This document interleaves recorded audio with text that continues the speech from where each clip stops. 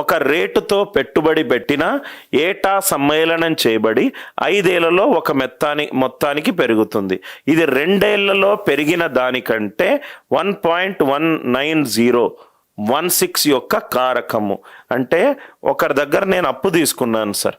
అప్పు తీసుకొని 5 సంవత్సరాల తర్వాత ఒక కంపారిజన్ ఇచ్చాడు. రైట్, 2 సంవత్సరాల తర్వాత పెరిగిన దానికంటే ఎన్నిసార్లు అన్నాడు? 1.19016 1.19016 ఇది ఎన్ని సంవత్సరాల డిఫరెన్స్ ఉంది? క్యూబ్ డిఫరెన్స్ ఉంది. Are you all with me? Cube difference ఉంది. ఇక్కడ మీరు ఏమీ చెయ్యొద్దు సార్. దయచేసి ఇది దేని క్యూబ్ కనుక్కోవాల్సిన అవసరం లేదు. క్యూబ్ డిఫరెన్స్ ఉంది. ఇక్కడ ఏముంది? రేట్ పర్సంటేజ్ ఉన్నది. Rate percentage 5. ఇంకోటేమో 3 సంవత్సరాలు. 5 into 5 into 5 5 into 5 into 5 125. Are you all with me? Suppose ఇక్కడ చూడండి సార్, ఆర్ పర్సంటేజ్ గనక 20% ఉందనుకోండి, దాని అర్థం ఏంటి? 100 మీద 100 ప్రిన్సిపల్ అవుతే దాని మీద 120 పెరిగినట్టు. Are you all with me? So ఇక్కడ కూడా 5% పెరిగిందంటే 100 మీద 5 పెరిగినట్టు 105. అదే 3 సంవత్సరాలకు 105, మళ్ళీ మూడో సంవత్సరానికి 105. 5 ఎంత? 125. 5 నాకు యూనిట్ డిజిట్ ఎంత రావాలి? 6 రావాలి. కాబట్టి ఇది తప్పు. 4 వేసుకుంటే 100 మీద 4 పెరిగింది. అర్థమైందా సార్? 104/100 104/100. అందుకే ఫండమెంటల్స్ క్లాసెస్ అటెండ్ అవ్వాలి. 104/100 4 వస్తుంది. ఇది కూడా ఆన్సర్ కాదు. 6 పెరిగింది అంటే 100 మీద 6 పెరిగింది.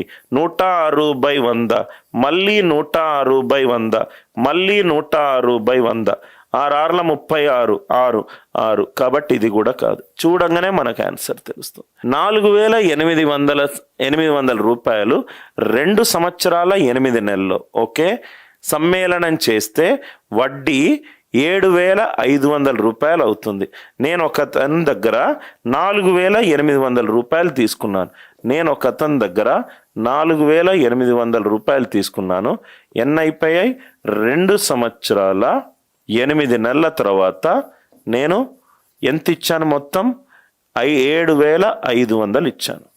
7,500 ఇచ్చాను. అంటే 4,800 తీసుకున్నాను, 7,500 ఇచ్చాను. 0 కట్ అవుతే 3 16ల 3 25ల అంటే ఇది 4 స్క్వేర్ ఇంట 5 స్క్వేర్. స్క్వేర్ అంటే ఇది ఏమైంది సార్? 4,800 కాస్త స్క్వేర్ అవుతే 1 year 4 months, మళ్ళీ 1 year 4 months. 1 year 4 months. ఇదేమో 5/4, ఇదేమో 5/4. క్వశ్చన్ ఏమన్నాడు?